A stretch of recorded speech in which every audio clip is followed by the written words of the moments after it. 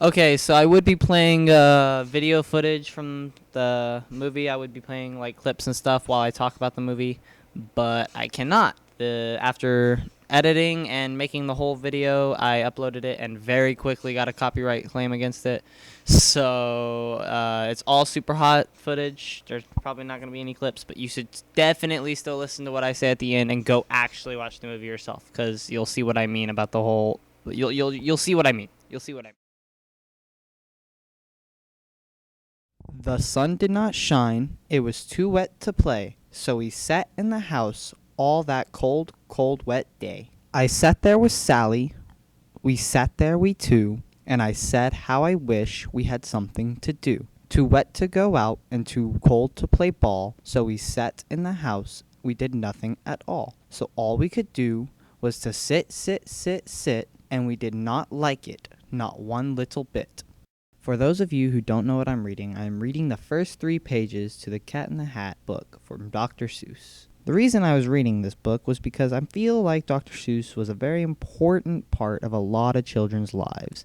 And I mean, come on, you've read a Dr. Seuss book before. Like, I know you have. You can stop lying. 1 fish, 2 fish, red fish, blue fish, fucking Cat in the Hat. Very simple ones. I mean, I can't any of the other ones off the top of my head, but shit, I mean, like, there was the racist one with the stars, but anyways, I'm getting off point.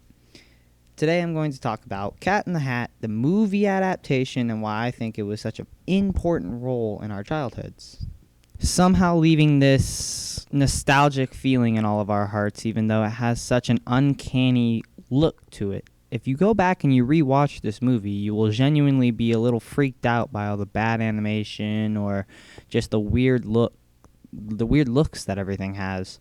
And I know that's kind of the charm of the movie itself. It brings that nostalgia feel to it, like when you see that purple slime get thrown all over the place. I mean, you can't really look in another movie and see the same thing and say that, oh yeah, this is also still a nostalgic movie from my childhood. And also, I mean, come on. It's got Austin fucking Powers as a fucking furry, dude. It's Austin Powers as a furry. I mean, he's not exactly Austin Powers, but he's crazy. You can just hear him almost saying "fat bastard" in every single line that this cat says. And I'm sorry, but Austin Powers is also a very great movie. I don't know if I'd say it was a very good childhood movie, but it was definitely a great movie to have while growing up. I'd like to say that the Cat in the Hat character comes off very well, and I genuinely like him. He's a very good protagonist, or he's not really even a protagonist, you could say, in the story. He's more the main character. He doesn't really have any set goals. He doesn't really have anything in the movie except to be crazy and do all the crazy stuff that he can do, and that's kind of the whole point of the book. So his character is literally just to be the fun guy, and it kind of works. I mean, you pick the perfect actor to pull it off. You pick the perfect character for this actor to play. Like, seriously, like, I mean, it's great. He pulls it off very well, and he's a great character to watch the whole movie, except the fucking kids. Those kids are so annoying. Like, I hate the girl. Just looking at the girl pisses me off every single time. The guy kid, yeah, he sounds fucking retarded. He sounds retarded. I'm sorry. I just can't handle his voice. His voice actually pisses me off during the whole movie. He says one word. Like, when they're driving, he says one word. It's just annoying. No one likes him. Nobody likes this kid. He's the most asshole kid. Ice Age Baby, I'd like to put this kid instead of Ice Age Baby. We need to be punting this kid across football fields because his voice is so fucking annoying. And don't even get me started on that badly animated goldfish. Oh my god, it's terrible. And I mean, his voice isn't much better. The dog is almost the most likable character other than Cat in the Hat. And it may not be doing very much justice to this movie to say this, but I just genuinely don't remember the middle of this movie. Like, I went to rewatch this movie, and I completely forgot that I just completely forgot that they went to the city, that there was a whole town of people, that there was an actual community here. and I just completely overlooked it. As a kid, it felt like it was so empty, and I did not remember having any other interactions with any people at all. But turns out that there was actually quite a bit of extra actors in this movie that you could just see around the place, and it very much stays very close to the main cast. But I mean, they all kind of stay close to the main cast. That's what a movie's supposed to do. And it's supposed to get you used to the characters, build up a world and a story, and I think that this actually did very good. It built up two different worlds. It built up the Cat in the Hat world. It built up his character, where he came from, and then it also built up the world of the world, and it also built up the world that our main characters are living in. I mean, it's a little weird with how the goldfish can talk as soon as cat gets there, but I mean, it's kind of supposed to be weird in the sense that the cat brings the weirdness with him. So, I mean, it's kind of cool.